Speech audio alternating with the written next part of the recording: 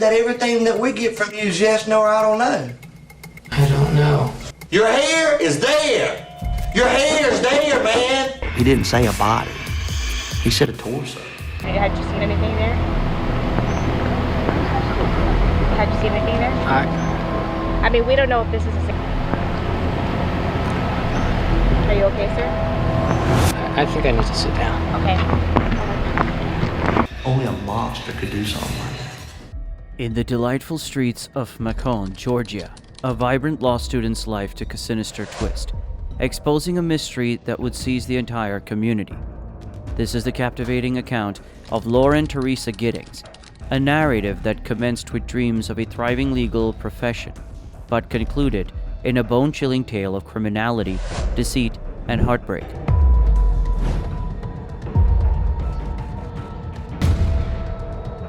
Lauren, a brilliant and ambitious law student, stood on the verge of achieving her dreams. However, hidden beneath the peaceful facade of her neighborhood were secrets that would unravel in ways unimaginable to all. Lauren Teresa Giddings came into this world on a beautiful spring day, April 18, 1984, in the charming town of Tacoma Park, Maryland. Her loving parents, William Bill and Karen Payne Giddings, were overjoyed to welcome their precious daughter into their lives. Lauren spent her childhood in the peaceful suburb of Laurel, nestled between the bustling cities of Washington and Baltimore. She shared her cozy home with her two adoring young sisters, Caitlin and Sarah, creating a bond that would last a lifetime. From a young age, Lauren immersed herself in her community, always eager to lend a helping hand. She found solace and strength in her faith, becoming an active member of St. Mary of the Mills Catholic Church. Her dedication was unwavering, and she found joy in serving others. Education played a significant role in Lauren's life, and she embarked on her academic journey at St. Mary's School. From kindergarten through 8th grade, she thrived in a nurturing environment that fostered her love for learning and personal growth. As Lauren reached her high school years, she attended Athlon High School in Columbia. She left a lasting impact on her classmates and teachers through her involvement in field hockey and softball, showcasing her passion and commitment to sports. With her high school diploma in hand, Lauren was ready to pursue higher education. In 2002, she ventured to the enchanting city of Macon, Georgia, where she enrolled in Agnes Scott College. There she delved into the fascinating world of political science, fueled by her desire to make a difference. Additionally, she found solace in the study of religious studies, further exploring her spirituality. But it wasn't just academics that captured Lauren's heart at Agnes Scott. She wholeheartedly embraced the camaraderie of the softball team, forging lifelong relationships and creating cherished memories on the field. Her enthusiasm and dedication were contagious, inspiring her teammates to give their all. In 2006, Lauren accomplished a major milestone by graduating from college, a feat that made her parents incredibly proud. Her sister Caitlin observed how Lauren truly blossomed during her college years. While in high school, Lauren was not as outgoing and vibrant as she became in college. It was clear that as Lauren grew older, her confidence grew too, transforming her into a poised and accomplished woman destined for a successful career. After completing her undergraduate studies, Lauren returned home and initially worked for the National Center for Public Policy in Washington, D.C. However, in 2008, she decided to pursue her passion for law, enrolling at Mercer University's Walter F. George School of Law. During her time there, she even took on the role of president of the Federalist Society. On the 14th of May in 2011, she successfully earned her Juris Doctorate degree, with her distinctive blonde hair and love for wearing pink. Lauren had a strong desire to become a public defender and help others. Animals held a special place in her heart, especially her beloved dog, Butterbean, who was her constant companion. Known for her popularity and kindness, Lauren was always willing to go the extra mile to befriend those who were socially marginalized, as she had a unique ability to see the goodness in everyone. It was perhaps this virtue that unfortunately made her the target of a truly horrific crime. In June of 2011, Lauren was filled with excitement for the future. At 27 years old, she reached a significant milestone by graduating from Mercer University in Georgia after dedicating 7 arduous years of studying law. The journey had been challenging, marked by prolonged stress and intense exhaustion. However, Lauren's unwavering determination to become a criminal lawyer fueled her commitment to see it through. As the finish line neared, there was one last hurdle to overcome: the bar exam. Like many students, Lauren chose to stay in Macon after graduation instead of returning home to Baltimore. She found a convenient residence just across the street from Mercer University, allowing her to fully immerse herself in her studies without any potential interruptions. After recently graduating from law school, Lauren and her friends decided to indulge in one final night of celebration before diving into their bar exam preparations. On the evening of June 24, 2011, they gathered at a local bar to celebrate. It was a Friday night filled with joy and excitement. Lauren decided to spend the night at her friend Ashley's house, joining their group of friends. As the night went on, Lauren shared a troubling suspicion with her friends. She believed she had a stalker. She recounted incidents of coming home to find her apartment rearranged, a concern she had mentioned to her sister a year earlier. On another occasion, a friend had informed her of seeing someone spying on her through her window, using a large stick topped with a camera aimed at her second-floor apartment.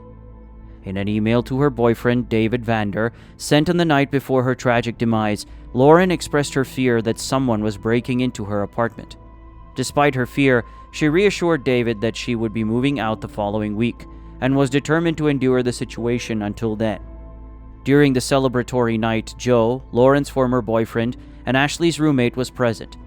Lauren ended up spending the night in Joe's room, but the specifics of what happened behind closed doors remains a mystery. The next morning after the festivities, Lauren left Ashley's house without her friends witnessing her departure. Joe claimed to have seen her leave.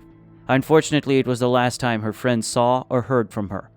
In the days following the celebration, an unsettling silence surrounded Lauren as no one heard from her. Due to her close relationship with her family and regular communication, they initially attributed her absence to her prior announcement that she would be fully focused on studying for the bar exam and thus unavailable for the next few weeks. Lauren had even left her dog, Butterbean, at her parents' house to minimize distractions and concentrate on exam preparations. As a result, her family wasn't overly worried when days went by without any communication from Lauren. However, as several days passed with continued silence, their concern grew. Reflecting on the previous text conversation during the festival evening, her sister eventually realized days later that Lauren had never replied.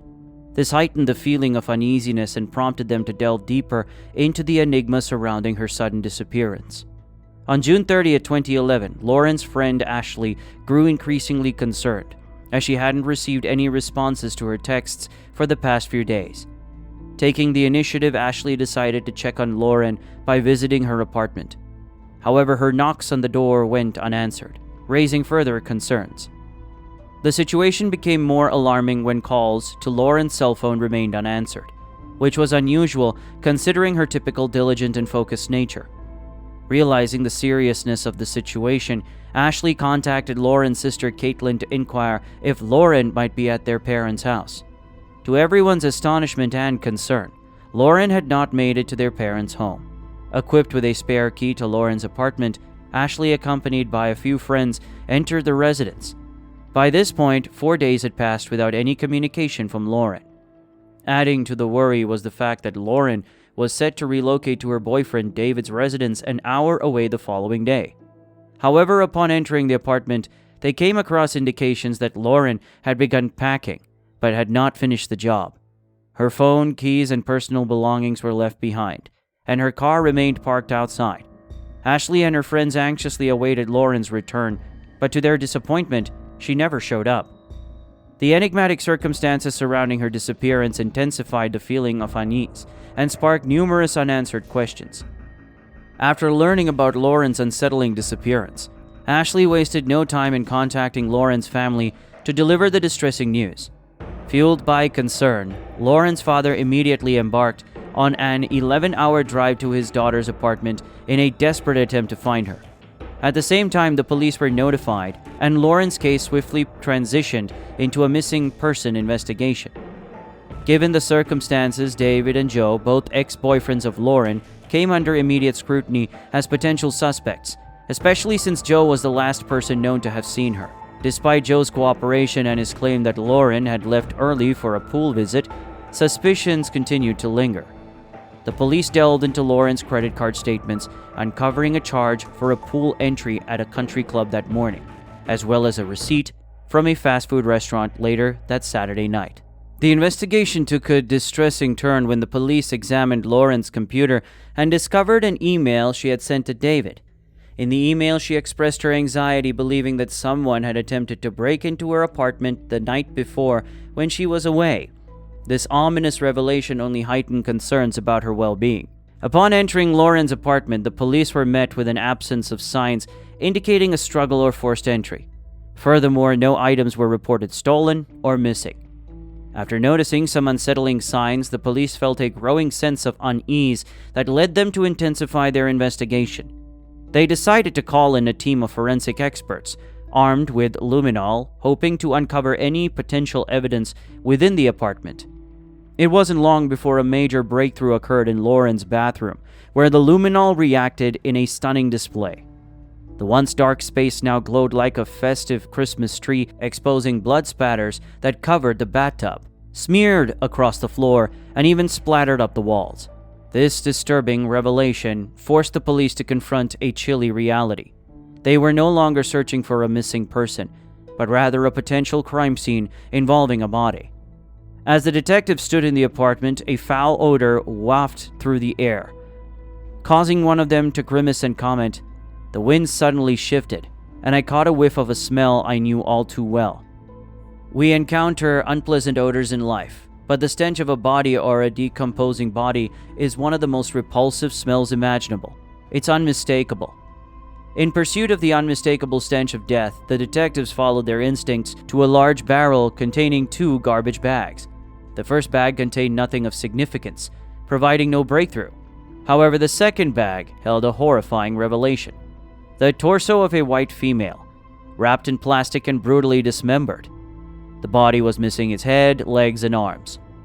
Faced with this horrific scene, the police made the difficult decision to withhold the information from the family until they could conclusively identify the remains as belonging to Lauren Giddings. Unfortunately, the news of the torso's discovery leaked to the media, causing widespread awareness. Subsequent DNA analysis confirmed the tragic truth. The body did indeed belong to Lauren Giddings. The brutal murder of a beloved member of the Mercer Law School community was shocking enough. But as friends began to share their stories, a disturbing pattern emerged. Recollections revealed that Lauren had hinted at being stalked over the past year, expressing a sense of unease. She confided in friends that she believed someone was secretly watching her in her apartment, even going so far as to rearrange her belongings when she was away. These revelations added an alarming layer to the tragedy, highlighting the distress Lauren had endured leading up to the heinous crime. As news spread that most of Lauren's body had been found, panic engulfed the community, intensifying concerns that a potential killer was nearby. Reporters descended upon the apartment complex, seeking interviews and further fueling the growing unease. Was living there? Yeah, Lauren was my neighbor. We're just trying to find out where she is at this point. I mean, no one has seen her since Saturday. I mean, the last time anyone heard from her was an email that she sent out, and no one's heard from her since. That maybe she went out running and someone snatched her. In response to the escalating situation, the police expanded their initial search beyond the immediate neighborhood. They widened their scope to a radius of 10 blocks around the apartments, hoping to uncover crucial clues that would help solve the homicide. As the days went by, the search extended to various locations, including the areas surrounding the apartments along the Ukmulgee River and Machan's landfill. The police even ventured into drains and sewers near the crime scene in a desperate attempt to locate any missing body parts. The presence of 16 apartments in the block where Lauren resided attracted a swarm of news stations to the crime scene. They were eager to gather information and interview anyone who could provide insights. Among those interviewed was Stephen McDaniel, Lauren's next-door neighbor and fellow law student. Although Stephen was perceived as somewhat eccentric, he appeared genuinely concerned for his neighbor and classmate during the interviews. However, during a field interview, a reporter questioned Stephen about his reaction to the discovery of a body in the area. His response was nothing short of peculiar. Upon hearing the word body, Stephen entered a disoriented state, repeatedly blinking and staring off into space. Have recovered the body or whatever they recovered from there. Body? Had you heard it? Had you seen anything there? Had you seen anything there? I mean, we don't know if this is the same person. You know what I mean? Like, they took out a body there earlier. We don't know if it's the same person or not. So that's how we're trying to ask people if they know who lived there. Are you okay, sir? I think I need to sit down. Okay.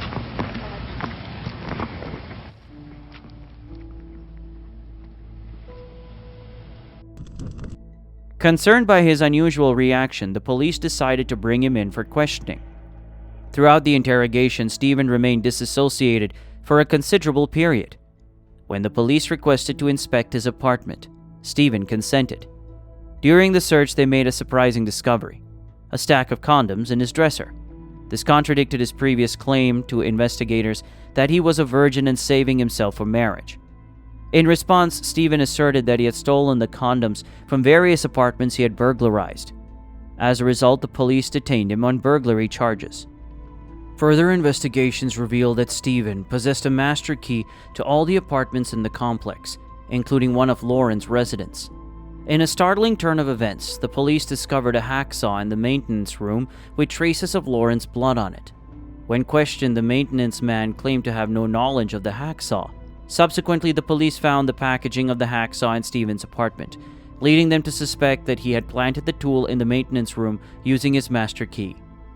In addition to the shocking discoveries made by the police, they stumbled upon a pair of panties that belonged to Lauren while searching Stephen's apartment.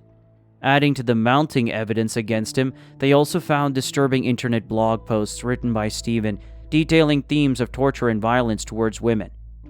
To make matters worse, a flash drive containing explicit child pornography was uncovered. The investigation uncovered even more disturbing details.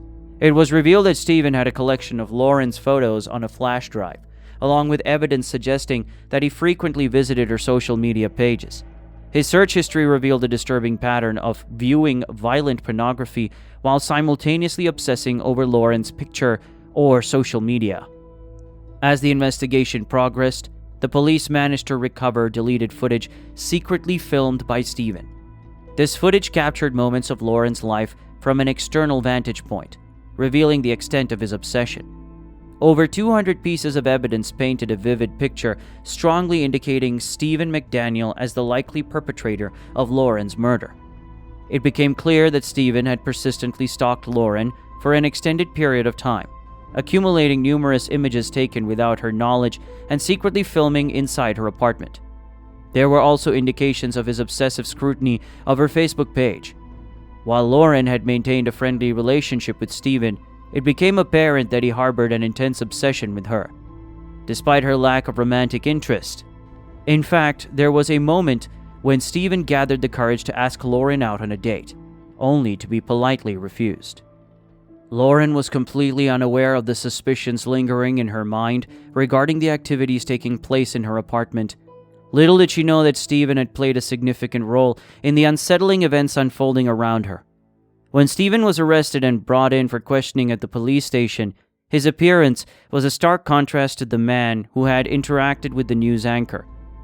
Throughout more than 2 hours of interrogation, he seemed to be in a trance-like state, providing minimal responses and consistently denying any involvement. Although some suspected otherwise, while some believed his behavior to be an act, others speculated that he may be experiencing a mental breakdown. Why is it that everything that we get from you is yes, no, or I don't know? I don't know. What are you gonna say tomorrow when I say we got your hair with the body? Look at all that on your head. You don't think nothing fell out? It did. Your hair is there. Your hair is there, man. Why all of a sudden you're acting like this?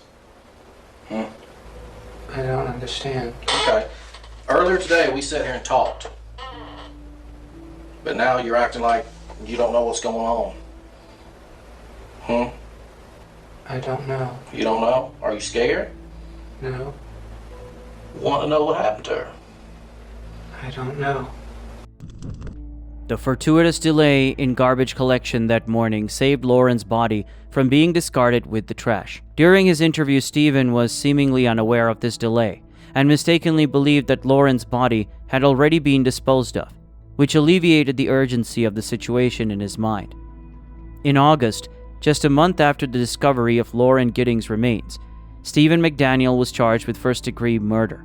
Despite maintaining his innocence for several months, he eventually changed his plea from not guilty to guilty, acknowledging the overwhelming evidence against him. During the trial, Stephen attempted to defend himself by claiming that his rights had been violated during his arrest. Drawing on his legal education, he accused the police of using improper interrogation techniques and intimidation. He also asserted that he had been denied adequate medical care, insulted, and yelled at. As part of a plea deal, Stephen agreed to provide a detailed account of the events on the night of Lauren's murder. In exchange for his cooperation, charges related to child pornography and burglary were set to be dropped. In his confession, Stephen revealed that on that fateful night, he had waited for Lauren to fall asleep before using his master key to enter her home around 4:30 a.m. Once inside, he silently entered her bedroom and watched as she slept. However, a creak from a squeaky floorboard startled Lauren awake when he approached her bed. Stephen recounted, "Lauren saw me and calmly told me to get out." He continued to describe how, in response to her resistance, he grabbed her by the throat, causing them both to fall from the bed to the floor. During the struggle, Lauren's attempt to escape resulted in her legs and lower body getting stuck under the bed, preventing her from getting away or defending himself. Despite Stephen's attempt to claim self-defense, the compelling evidence and his admission to the murder were enough for both the jury and the judge to reach a verdict. Additionally, Stephen revealed that he had repeatedly asked Lauren out, but she had rejected him each time due to being in a happy relationship and lacking any romantic interest in him. Unable to handle the rejection, he began to devise a sinister plan for a horrific murder. During the assault, Stephen had concealed his identity with a mask, but Lauren managed to remove it during the struggle, revealing his face. Upon recognizing him, she pleaded, "Stephen, please stop." Unfortunately, her plea went unanswered. Stephen recounted that it took approximately 15 minutes for Lauren to succumb to the attack. After her death, he dragged her lifeless body into the bathroom, left her apartment, and returned to his own residence next door. Throughout the day, he occupied himself on the internet before returning to Lauren's apartment in the evening. Armed with a hacksaw, it was then that he proceeded to beard and dismember her. In a chilling confession to his lawyer, Stephen admitted to sitting down and meticulously cutting off each of Lauren's fingers, flushing them down the toilet. The remaining body parts were placed in black trash bags and scattered across various dumpsters. It became clear that the motive behind the attack was related to her upcoming move. Stephen couldn't bear the thought of losing her presence in his life. As a result, on April 21, 2012, Stephen McDaniel was found guilty and sentenced to life in prison with the possibility of parole after 30 years. Despite his attempt to appeal the sentence in 2018, the Richmond County Superior Court dismissed his appeal. He will not be eligible for parole until 2041. I feel good that Stephen got life in prison. I think that's where he should be for the rest of his life. The tragic loss of Lauren had a profound impact on her loved ones, serving as a solemn reminder of the horrific crime that shattered their community's peace. In the aftermath, the community united to support one another, honor Lauren's spirit, and promote safety awareness in the face of unexpected events. Lauren Teresa Giddings' story is a testament to the resilience of a community in the face of darkness. May her memory forever endure. If you found this story interesting, please leave a like and share your thoughts in the comments. Don't forget to subscribe and explore our other videos.